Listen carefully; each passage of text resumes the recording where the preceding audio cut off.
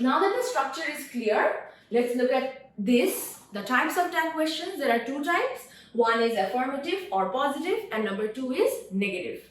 So by affirmative, we mean positive sense, and negative, once again, it means a negative sense. So we have to look at a few examples to understand how they are being converted. Like if the full form is am not, I am not. So generally this word am not is followed by I. So as a result, I am not.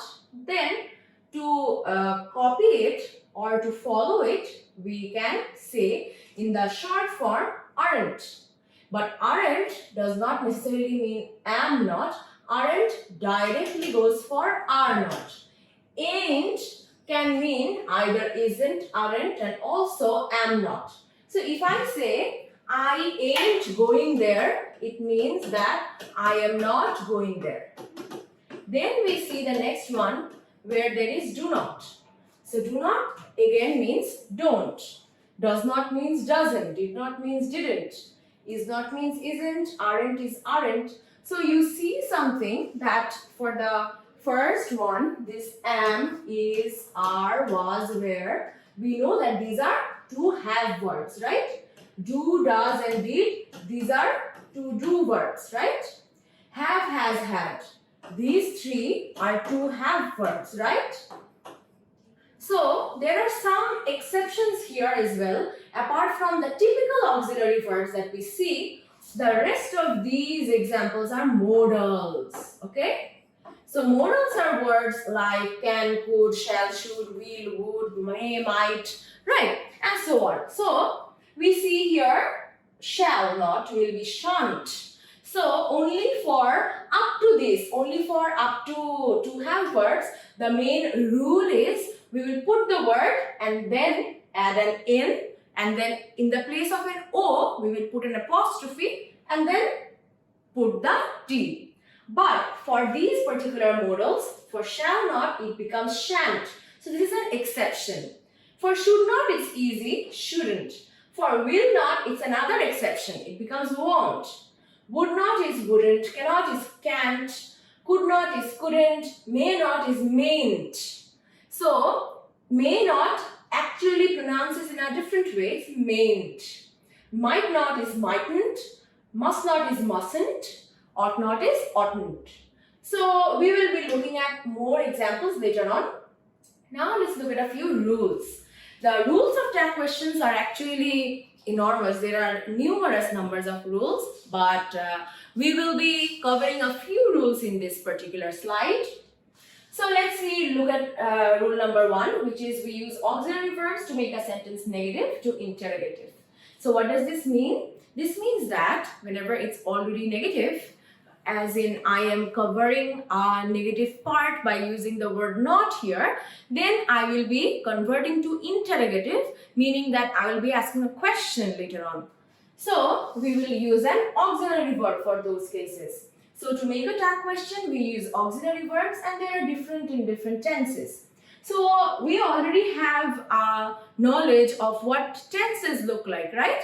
So you see here, the tenses of present indefinite mean that they will only be do or does. So for do or does, we will be converting this into don't or doesn't if we mean it as a negative form. Then for past indefinite, it will be did. Do or does will be converted to did in the past form. So then there will be didn't. For future indefinite, we will not put do, does anymore. We will put a modal which is a shall or will. We shall, I shall, he shall, right?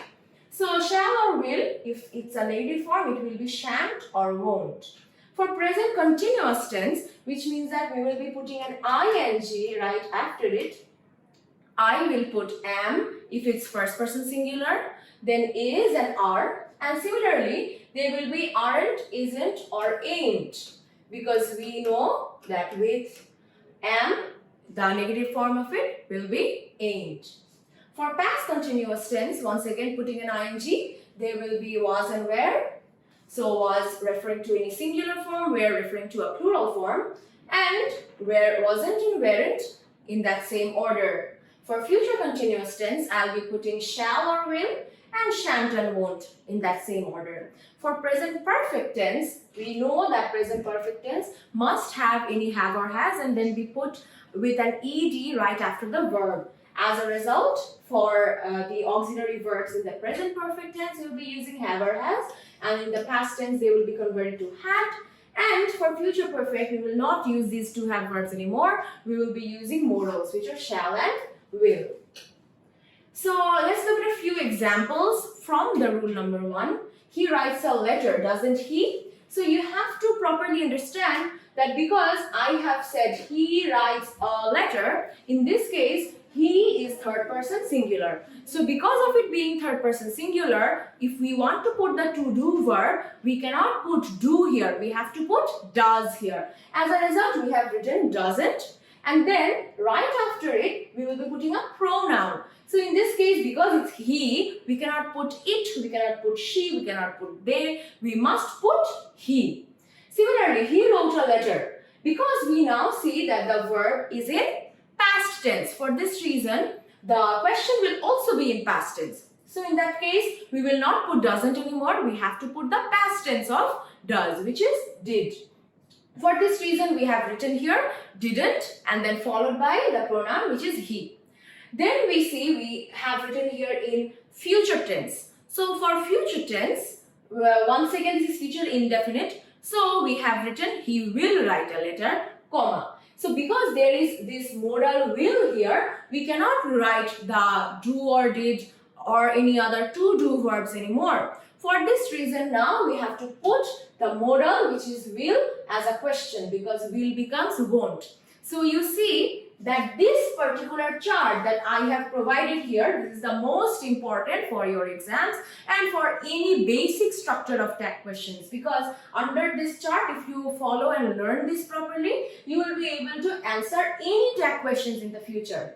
Let's look at a few more. He is writing a letter, comma, isn't he? So in this case, we have written is and then verb with ing.